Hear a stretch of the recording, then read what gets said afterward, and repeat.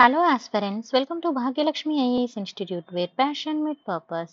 Today we are going to discuss about the 25th February current affairs 2025. Okay, so this is very important for the UPSC prelims and mains, whatever the exam you are preparing. So it is very important. So first come to the topic.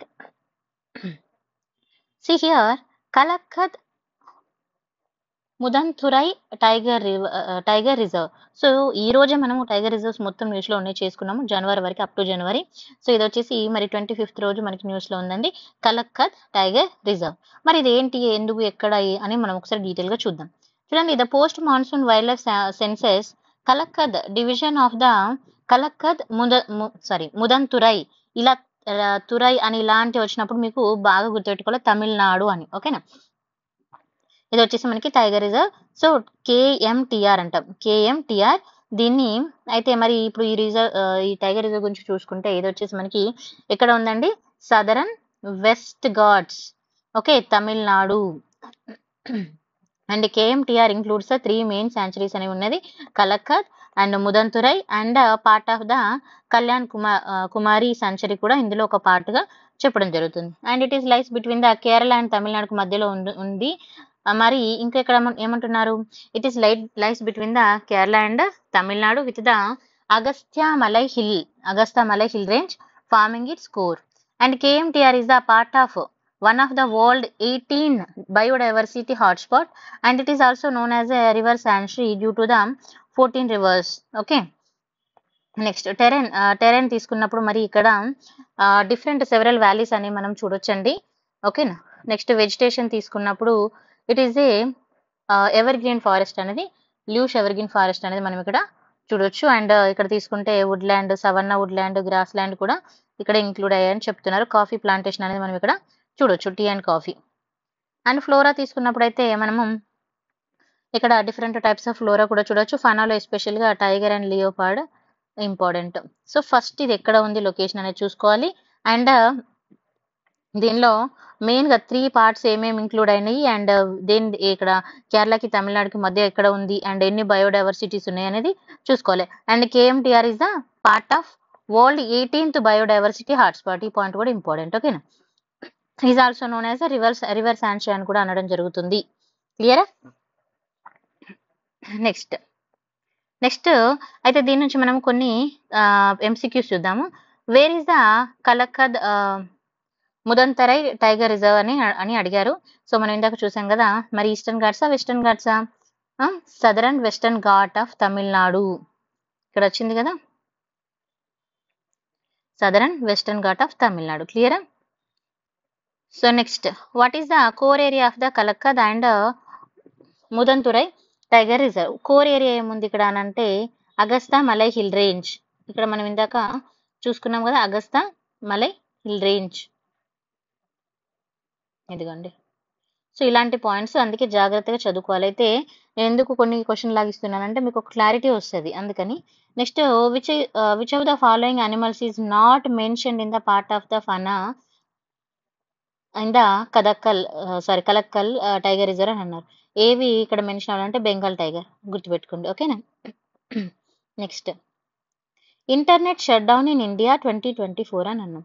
So internet shut down India 2024 ఏంటి మరి అని అంటే, చూడండి, India records 84 internet shut downs in 2024 and highest among the democratic countries according to access the news reports. And Myanmar suppressed India with the 85 shutdowns, and marketing the first time in India did not top the global list in the 6th year. అయితే జనరల్గా తీసుకుంటే ఇండియాలో internet చాలా ఎక్కువ వాడతారు. So కొన్నిసార్లు ఇది shut down చేయడం జరిగింది. ఎక్కడెక్కడ ఏంటి అనేది మనం చూసుకుందాం. చూడండి, ద గవర్నమెంట్ ఆఫ్ ఇండియా, చూడండి, a government imposed the disruption of the internet services to restrict access to online communication platforms. Okay, often during the protest and violation exams, elections and security operations. కొన్ని ప్లేసెస్లో ఇది మనము అంటే అక్కడ కొన్ని మనకు ఇప్పుడు మయన్మార్లో అక్కడ తీసుకున్నప్పుడు కొన్ని ఇష్యూస్ జరిగినప్పుడు, తర్వాత కొన్ని ఎగ్జామ్స్ టైంలో, కొన్నిసార్లు ఎలక్షన్ టైంలో ఇలా దీన్ని ఆఫ్ చేయడం అయితే జరిగింది. సో అందుకే ఇది మనకి న్యూస్లో స్పెసిఫిక్గా ఉండడానికి రీజన్. ఓకేనా, 1 సెకండ్.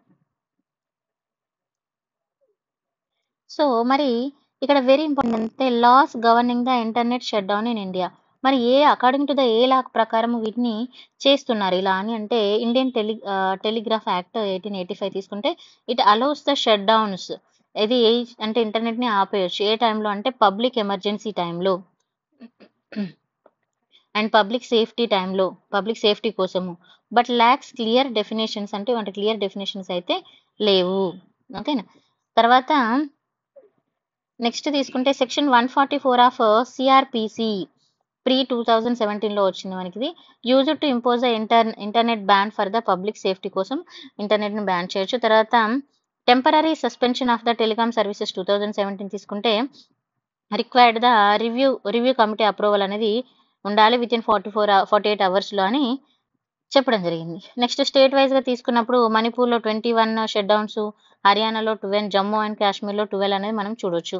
అయితే reasons for the internet shut down 2024లో తీసుకుంటే ప్రొటెస్ట్ ఎక్కువ శాతం వచ్చింది. ఏంటంటే ప్రొటెక్ట్ వల్ల 41 టైమ్స్, తర్వాత కమ్యూనల్ వైలెన్స్ వల్ల 23 టైమ్స్, తర్వాత గవర్నమెంట్ జాబ్ ఎగ్జామ్స్ టైంలో 5 టైమ్స్ అనేది షట్ డౌన్ చేయడం జరిగింది.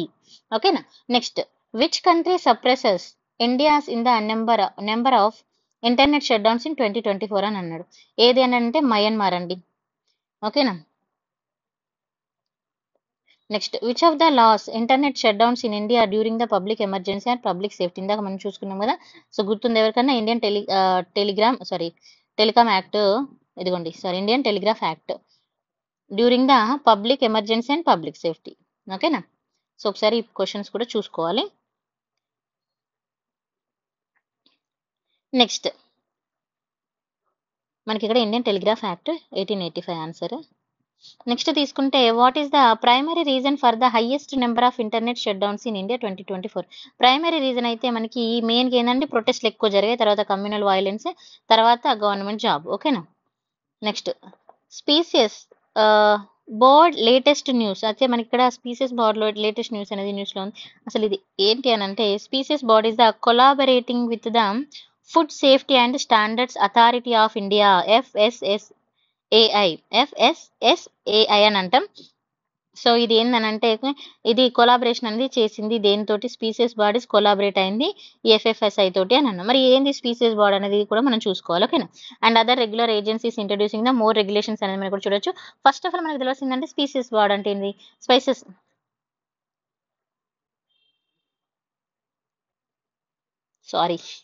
స్పైసెస్ నేను ఇప్పటివరకు ఎన్విరాన్మెంట్ చెప్పి నా మైండ్లో స్పీసీస్ అనే పోతుంది. అయితే ఇది స్పైసెస్ బోర్డు. సో మార్నింగ్ నుంచి ఎన్విరాన్మెంట్ టీచ్ చేయడం వల్ల నాకు మైండ్లో అదే వచ్చేసింది. సో స్పైసెస్ బోర్డ్ అనేది ఇక్కడ FSSAI అంటే ఏంటంటే ఫుడ్ సేఫ్టీ స్టాండర్డ్ అథారిటీ తోటి కొలాబరేట్ అయింది అంటారు. మరి ఏంటి స్పైసెస్ బోర్డ్ అనేది తీసుకుంటే it is formation. So constituted on 26th February 1987 under the spices board act 1986 by merging the ఇక్కడ ఏమేమి మెర్జ్ చేశారండి, cardamom board 1968 and spices export promotion council 1960 రెండు మెర్జ్ చేసి మనకి ఈ స్పైస్ బోర్డ్ అనేది తీసుకురావడం జరిగింది. దీనికి మినిస్ట్రీ ఎవరు అని అంటే under the ministry of commerce and industry. Very important. Primary role ఏంటంటే డెవలప్మెంట్ ఆఫ్ ద కార్డమమ్ ఇండస్ట్రీని డెవలప్మెంట్ చేయడము అండ్ కొన్ని అదర్ స్పైసెస్ని డెవలప్ చేయడం అనేది మెయిన్ ఇంపార్టెంట్. తర్వాత మెయిన్ ఫంక్షన్ తీసుకుంటే it includes the promotion development regulation of the spices అనేది మనం ఇక్కడ చూడొచ్చు. నెక్స్ట్ ఇంటర్నేషనల్ రోల్ తీసుకుంటే ఇక్కడ చూడండి link between the India export and foreign importers కూడా మనం ఇక్కడ చూడొచ్చు. రీసెర్చ్ యాక్టివిటీస్ కూడా మనం ఇందులో చూడొచ్చు. ఓకేనా. నెక్స్ట్ మీకు ఇప్పుడు స్పైసెస్ బోర్డ్ అంటే క్లారిటీ వచ్చింది కదా. సో ఈ రెండు కొలాబరేట్ అయినాయి ఫర్దర్ డెవలప్మెంట్ కోసం. When was the spices board of India formed. ఎప్పుడు ఫామ్ అయిందని మనం ఇందాక చూసుకున్నాం కదా, 1987. సో ఇది రెండు మిక్స్ అయినాయి. ఏంటిది స్పైసెస్ బోర్డ్లో merging of the cardamom board and spices export promotion council రెండు మెర్జ్ చేసి తీసుకురావడం జరిగింది. మరి మెయిన్ ఫంక్షన్ దేని కింద వస్తుంది అని అంటే minister of commerce and industry. ఓకేనా. And what is the one of the primary function of the spices board తీసుకున్నప్పుడు ప్రైమరీ ఫంక్షన్ ఏంటంటే regulating and export ensuring the quality of control of the spices. ఇది మనకి చాలా important. Next ఏముందో చూద్దాం. Next తీసుకుంటే మనకి ఇక్కడ national assessment and accreditation of the council NAAC. Okay, NAAC NAAC latest news తీసుకుంటే NAAC recently removed 900 peer reviewers following corruption allegation related to the bribery in accreditation of grading. అయితే ఇక్కడ ఏమంటున్నారంటే NECC రీసెంట్లీగా మనకి ఒక 900 పీర్ వ్యూవర్స్ని ఇక్కడ రివ్యూవర్స్ని తీసేయడం జరిగింది అని చెప్తున్నారు. ఎందుకు ఏంటనేది మనం చూద్దాం. ఫస్ట్ దీనికన్నా ముందు మనకి ఈ national assessment and accreditation council అంటే ఏంటిది నేను ఆల్రెడీ మీకు ప్రీవియస్గా చెప్పాను. సో మళ్ళీ ఒకసారి చూద్దాం. It is an it is an autonomous body under the university grant commission. Last month లో కూడా న్యూస్ లో వచ్చిందండి. University grant commission UGC. It is responsible for the assessing and accrediting higher education institutions. అయితే ఇప్పుడు మనకు general తెలుసు కదా, BTech colleges కానీ మనకి ఎన్ఏఏసీ సర్టిఫికేట్ ఉందని చెప్పుకుంటాయి కదా, డిగ్రీ కాలేజెస్ కొన్ని. సో హైయర్ ఎడ్యుకేషన్ కాలేజెస్కి ఇది ఒక అక్రిడియేషన్ అనేది ఇస్తుంది. వాళ్ళ దగ్గర అన్ని టెస్ట్ అంటే కరెక్ట్గా ఉన్నాయి అన్ని చూసిన తర్వాత ఒక సర్టిఫికేట్ అనేది ఇస్తుంది అన్నట్టుగా. సో మరి ఇది ఎప్పుడు ఏర్పాటు చేశారంటే 1994లో recommendation of the national policy and education recommendation ప్రకారం and programme of action recommendation ప్రకారం దీన్ని ఎస్టాబ్లిష్ చేయడం జరిగింది. మరి హెడ్ క్వార్టర్ తీసుకుంటే బెంగళూరు అండ్ కర్ణాటకలో ఉంది. ఏం తీసుకుంటే మెయిన్ ఏమంటే ఎన్హాన్స్ ద ఎడ్యుకేషన్ క్వాలిటీని ఎన్హాన్స్ చేయడం, హైయర్ ఎడ్యుకేషనల్ ఇన్స్టిట్యూషన్ ఎస్పెషల్గా ప్రమోట్ ద అకౌంటబిలిటీ అంటే self evaluation, encourage the self evaluation and ట్రాన్స్పరెన్సీని ప్రమోట్ చేయడము. అండ్ ఫెసిలిటీస్ ఖచ్చితంగా ఫెసిలిటేట్స్ అనేవి ఉన్నాయా లేదా అనే దాన్ని బట్టి ర్యాంకింగ్ని ప్రొవైడ్ చేయడం, encourage the research and innovation encourage చేయడం, and strength and higher education పాలసీని స్ట్రెంతన్ చేయడం దీని యొక్క main goal. What are the functions అంటే ఫస్ట్ ఇన్స్టిట్యూషనల్ అక్రిడియేషన్. ఓకేనా, ఫస్ట్ అది కరెక్ట్గా ఉన్నాయా లేదా చూసి వాటికి అక్రిడియేషన్ అనేది ప్రొవైడ్ చేయడం. తర్వాత గ్రేడింగ్ సిస్టమ్ అనేది ఇది ఇస్తుంది. 8 గ్రేడ్ సిజిపిఏ స్కేల్ ప్రకారం A++ టు D గ్రేడ్ వరకు ఇస్తుంది. తర్వాత పీరియాడిక్ రివ్యూ అనేది కూడా ఇది ప్రొవైడ్ చేస్తుంది, అంటే క్వాలిటీ కంట్రోల్ మెజర్ చేస్తుంది. తర్వాత ఆన్లైన్ అండ్ హైబ్రిడ్ ఎవల్యూషన్స్ కూడా ఇది చూస్తుంది. తర్వాత ఫ్రాడ్ ప్రిడిక్షన్స్, కొంతమంది ఫ్రాడ్ చేస్తూ ఉంటారు కదా, సో వాటిని కూడా ప్రిడిక్ట్ చేస్తుంది. ఓకేనా. నెక్స్ట్ నేషనల్ మనకి నాక్ అనేది తీసుకుంటే ఇట్ ఎస్టాబ్లిష్డ్ ఎప్పుడంటే 1994. ఓకే, తర్వాత what is the grading system తీసుకుంటే మనకి ఏముంటుందండి, A to Dనా లేకపోతే ఇంకేంటిది 8 grade CGPA grading system. So చాలా మంది ఇక్కడ కనెక్ట్ అయిపోతారు. సో చూడండి ఇక్కడ 8 grade CGPA scale from A to D. ఇది గ్రేడింగ్ సిస్టమ్ వచ్చేసి 8 గ్రేడ్ అంటాం. ఇది A++ to D అనేది దాని ప్యాటర్న్ మనకి. ఓకేనా. Next what is the one of the NAAC primary ఏమేంటి, అసలు main primary one of the primary ఏమని అన్నాడు. సో ఏముందండి, ఎడ్యుకేషన్ క్వాలిఫికేషన్ పెంచడం, స్టాండర్డ్స్ హైయర్ ఎడ్యుకేషన్లో స్టాండర్డ్స్ అనేది ఇంప్రూవ్ చేయడం, అంతే కదా. Next project farm vibes latest news అన్నాం. సో ప్రాజెక్ట్ ఫామ్ వైబ్స్ ఇది మనకి లేటెస్ట్ న్యూస్లో ఉంది. ప్రాజెక్ట్ ఫామ్ వైబ్స్ అనేది మరి ఏంటి అని అంటే చూడండి, Microsoft CEO Satyam Nadella showcased the project farm vibes in Baramati highlighting how AI-driven solutions improve the copy yield by the 40% and reduce the fertilizers use in 25%. అయితే ఇక్కడ మనకి మన మైక్రోసాఫ్ట్ CEO అందరికి తెలుసు కదండి. సో ఇక్కడ ఫామ్ వైబ్స్ గురించి తను చెప్పడం జరిగింది. ఏఐని యూజ్ చేసుకొని ఇక్కడ 40% నుంచి మనం 25% వరకు ఫెర్టిలైజర్స్ని రెడ్యూస్ చేయొచ్చు అని చెప్తున్నారు. ఎందులో అండి, అగ్రికల్చర్ డెవలప్మెంట్లో. మళ్ళీ మీరు సత్యంనాథ్ అంటే కంప్యూటర్ సిస్టమ్కి వెళ్ళిపోకండి. So agriculture development. మరి అసలు ఏంటి ప్రాజెక్ట్ ఫామ్ వైబ్స్ అని అంటే it is a suit of AI driven agriculture technologies developed by the Microsoft research to enhance the farming efficiency and sustainability productivity. ఇది ఎవరు డెవలప్ చేశారని మనం చూసుకోవాలి, ఇక్కడ ఇంపార్టెంట్ మైక్రోసాఫ్ట్ రీసెర్చ్. ఓకేనా. తర్వాత యూజర్స్ శాటిలైట్ డేటా యూజ్ చేసుకొని, తర్వాత IoT సెన్సార్స్ని, తర్వాత ఏ అల్గరిథం యూజ్ చేసుకొని చేయడం జరిగింది. తర్వాత పార్ట్నర్స్ ఎవరెవరు అంటే Microsoft research and Azure AI team అనేది కూడా ఇందులో పార్ట్నర్ అని చెప్తున్నారు. తర్వాత అగ్రికల్చర్ డెవలప్మెంట్ ట్రస్ట్, తర్వాత బారామి, ఆక్స్ఫోర్డ్ యూనివర్సిటీ AI రీసెర్చర్స్ కూడా ఉన్నారంట.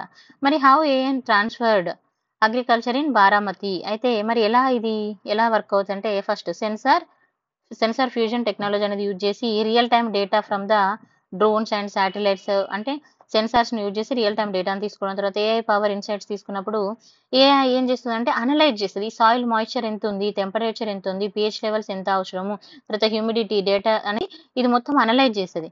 ఇప్పుడు వర్నక్యులర్ AI అసిస్టెన్స్ తీసుకున్నప్పుడు మనకంటే డిఫరెంట్ లాంగ్వేజెస్లో మనకు అవైలబుల్గా ఉంటుంది అన్నప్పుడు. ఫర్ ఎగ్జాంపుల్ ఓన్లీ ఇంగ్లీష్లో వచ్చింది అనుకో, లోకల్ వాళ్ళకి అర్థం కాదు కదా. సో అన్ని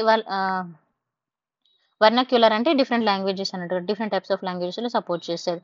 తర్వాత క్లైమేట్ అండ్ రెస్పాన్స్ ఫార్మింగ్ ఏ విధంగా ఉందనేది చూసేసి మనకు చెప్తుంది. మరి ఇంపాక్ట్ తీసుకుంటే 40% ఇంక్రీజింగ్ ద క్రాప్ ఈల్డ్ని 40% ఇంక్రీజ్ చేస్తుందని చెప్తున్నారు.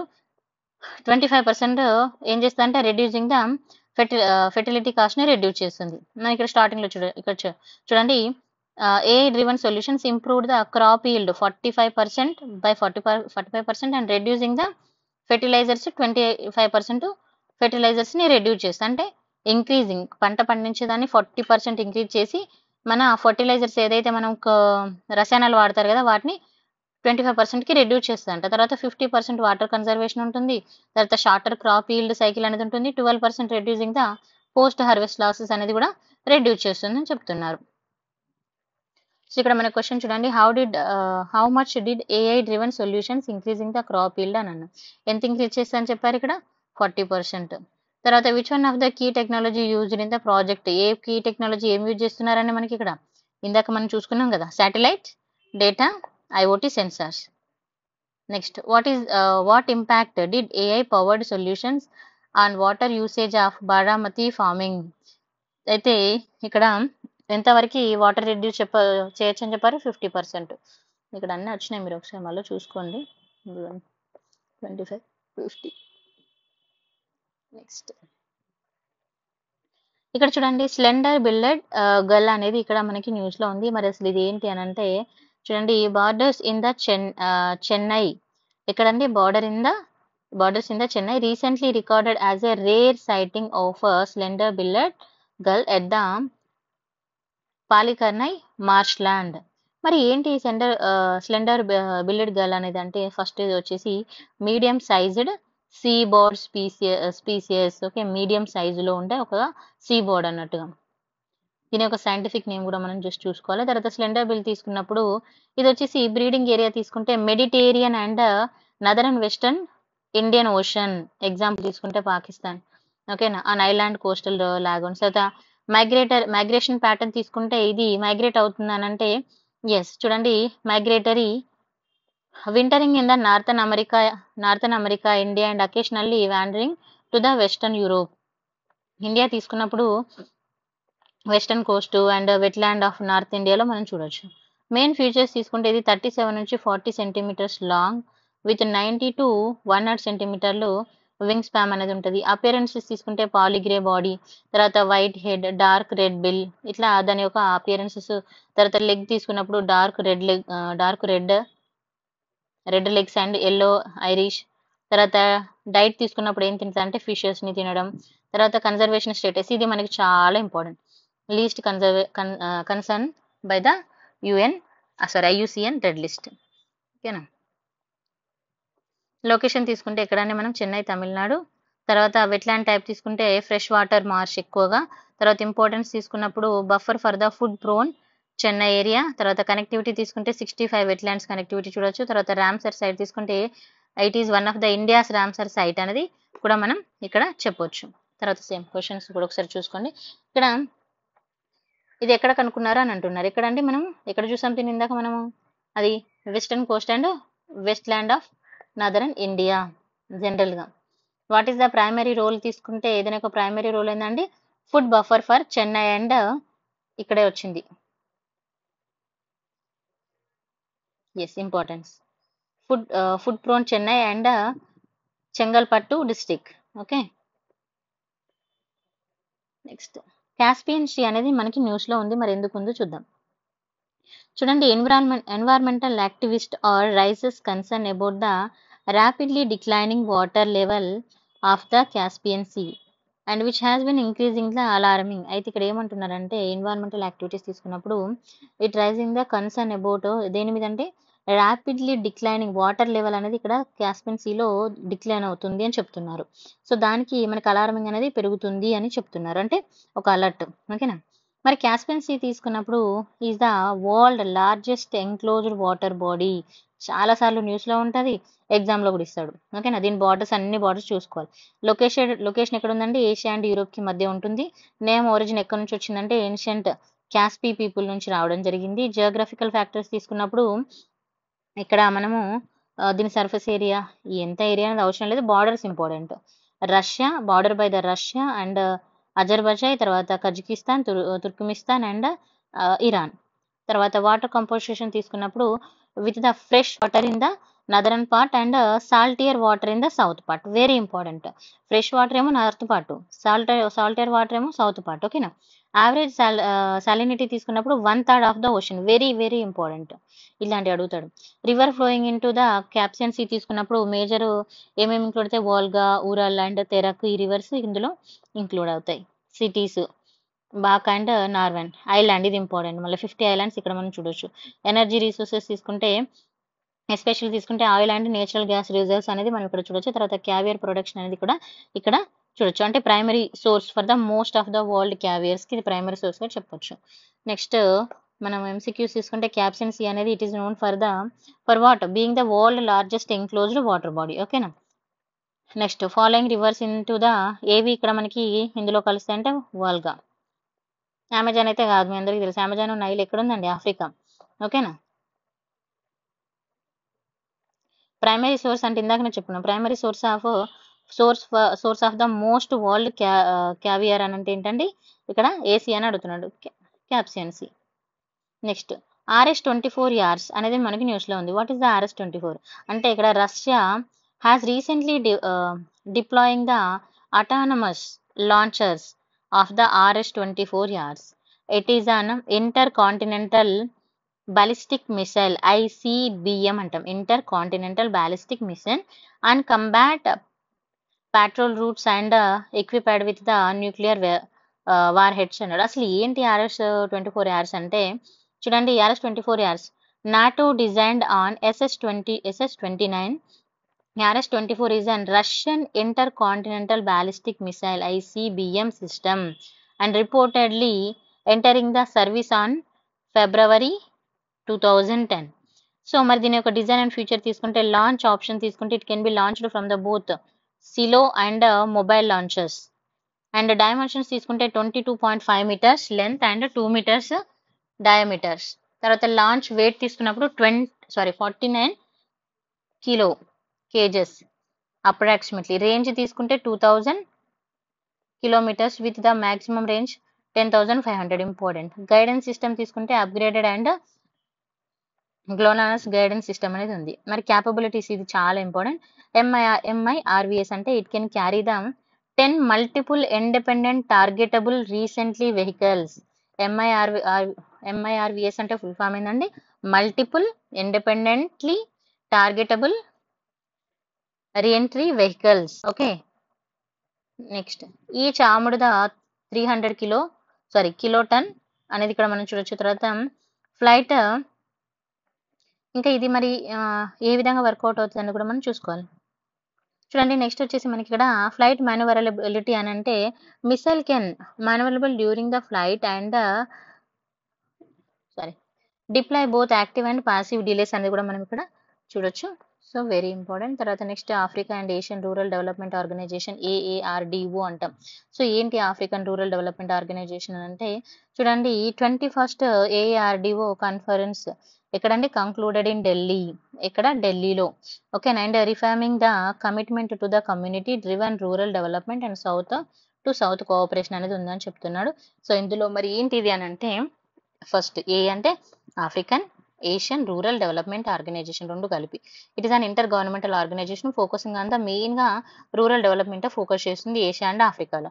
ఎస్టాబ్లిష్మెంట్ తీసుకుంటే 31st 1962లో అడాప్టేషన్ అనేది జరిగింది. తర్వాత ఆరిజిన్ తీసుకున్నప్పుడు 1995 east Asian rural reconstruction conference అనేది చూడొచ్చు. ఫార్మేషన్ తీసుకుంటే 1961 Afro Asian conference rural development. Head quarter తీసుకుంటే న్యూఢిల్లీ. మెంబర్షిప్ అండ్ గోల్ తీసుకుంటే ఇది చాలా ఇంపార్టెంట్ చూసుకోవాలి. 33 members countries from the Asia and Africa. Primary ఏం తీసుకుంటే post south to south cooperation అనేది ఎకనామికల్గా టెక్నికల్గా రూరల్ డెవలప్మెంట్ కోసం ఇది సపోర్ట్ చేస్తుంది. తర్వాత ఎన్హాన్స్ అగ్రికల్చర్ అండ్ రూరల్ పాలసీస్ని ప్రమోట్ చేస్తుంది, అగ్రికల్చర్కి సపోర్ట్ చేస్తుంది. ఫంక్షన్స్ అండ్ పవర్స్ తీసుకుంటే పాలసీ కోఆర్డినేషన్ అనేది మనం ఇక్కడ చూడొచ్చు. పాలసీస్ని పాలసీ డైలాగ్స్ అనేవి ఏషియన్ అండ్ ఆఫ్రికన్ నేషన్స్ గురించి తీసుకోవడము. తర్వాత కెపాసిటీ బిల్డింగ్ తీసుకున్నప్పుడు ఇది ఏం చేస్తదంటే ఆర్గనైజర్ సెమినార్స్, వర్క్షాప్స్, ట్రైనింగ్ ప్రోగ్రామ్స్‌ని ఆర్గనైజ్ చేసేది రూరల్ డెవలప్‌మెంట్ కోసం ఇంపార్టెంట్. టెక్నికల్ అసిస్టెన్స్ తీసుకున్నప్పుడు financial aid and technology transfer members of the country. తర్వాత ఇంటర్నేషనల్ కొలాబరేషన్ తీసుకున్నప్పుడు ఇది ఇంపార్టెంట్ మళ్ళీ. Collaboration with the UN agencies FAI, IFID, UNESCO, UNDP and ICA rural development ప్రాజెక్ట్లో ఇది collaborate అయింది. తర్వాత సస్టైనబుల్ అగ్రికల్చర్ ప్రమోషన్స్ కూడా చేస్తూ ఉంటుంది. ఓకేనా. నెక్స్ట్ వచ్చేసి మళ్ళీ ఇంకొక నేషనల్ పార్క్ ఉందండి. ఈ బితర్కనికా నేషనల్ పార్క్ అనేది మనకి న్యూస్లో ఉంది. ఇది తీసుకుంటే మరి ఎందుకు న్యూస్లో ఉందంటే ఇది చూడండి, for it's large number of migratory birds during the winter and witnessing an early departure of the avian visitors. మరి ఇది ఎక్కడ ఉంది అని అంటే it is situated in the Kendrapara district of Odisha and it is a unique network of the creeks and canals formed by the water of the Brahmani and Baitrani and Damra and Patasala rivers. ఈ reverse పేర్లు కూడా చూసుకోవాలండి. Size and significance తీసుకుంటే 672 square kilometres అయితే ఇది spread అయింది. India's second largest mangrove ecosystem after the Sundarban. Remember the second. ఇంకోటి ఏంటంటే it is also second Ramsar site in Odisha following Chilika lake. అంటే చిలికా లేక్ తర్వాత ఏకో సిస్టమ్ అండ్ జియోగ్రఫీ తీసుకున్నప్పుడు ఏ విధంగా ఉంది, జస్ట్ ఇక్కడ డిఫరెంట్ టైప్స్ అనేవి ఇక్కడ మనం ఎస్తూర్స్ కానీ తర్వాత బ్లాక్ వాటర్స్, ఎస్టూరీస్, డెల్టాస్ ఇవన్నీ మనం ఇక్కడ చూడొచ్చు. అండ్ ఫ్లోరా అండ్ వెజిటేషన్ తీసుకున్నప్పుడు చూడండి ఇక్కడ మనము గ్రాసెస్ అనేది ఇక్కడ మనం చూడొచ్చు. తర్వాత ఫనా అండ్ వైల్డ్ లైఫ్ తీసుకున్నప్పుడు సాల్ట్ వాటర్ క్రొకోడైల్స్ ఇంపార్టెంట్. తర్వాత ఒలైవ్ రెడ్లెస్ సీ టార్టైల్స్ అండ్ అదర్ కూడా ఇక్కడ మనం చూడొచ్చు. నెక్స్ట్ బ్లాక్ ప్లాస్టిక్ అనేది న్యూస్లో ఉంది. మరి ఏంటి అని అంటే black plastic has made headline the following study that claim the material contain toxic flame retardant which could be leaching into the food and hazardous level. యాక్చువల్గా మనము జస్ట్ డే బిఫోర్ డే మనం న్యూస్లో కూడా చూసాము, ఒక అతనికి ఎలాంటి smoking drinking ఏది లేకపోయినా కూడా క్యాన్సర్ వల్ల చనిపోయాడు బికాస్ ఆఫ్ ప్లాస్టిక్ వాటర్లో క్యారీ చేసిన ఛాయ్ను ఫుడ్ను తినడం వల్ల. అది కూడా అతను just I think 30 to 35 years only, very young. So అయితే ఇక్కడ బ్లాక్ ప్లాస్టిక్ మీద మనకు అందుకే న్యూస్లో ఉంది. సో అయితే ఇది ఏమవుతుందంటే ప్లాస్టిక్లో క్యారీ చేయడం వల్ల అది కరిగిపోతుంది కొంచెంగా మన ఫుడ్లోకి వస్తుంది అన్నట్టు. సో దానివల్ల ఈ ఇష్యూ అనేది వస్తుంది అన్నట్టుగా. ఇది వెరీ టాక్సిక్. ఓకేనా, జస్ట్ ఒకసారి చూసుకుంటే సరిపోతుంది. సో ఇది వచ్చేసి మనకి 25th రోజు కరెంట్ అఫైర్ అండి. Thank you so much for watching. If you like the video like, share and subscribe. ఇంకా బెటర్మెంట్ కోసం కొంచెము మనకి పిక్చర్స్ కూడా యాడ్ చేద్దామని చూస్తున్నాను. సో కొంచెం బిజీ స్కెడ్యూల్ వల్ల ఫాస్ట్ అవుతుంది, but definitely I will do that. If you like the video like, share and subscribe.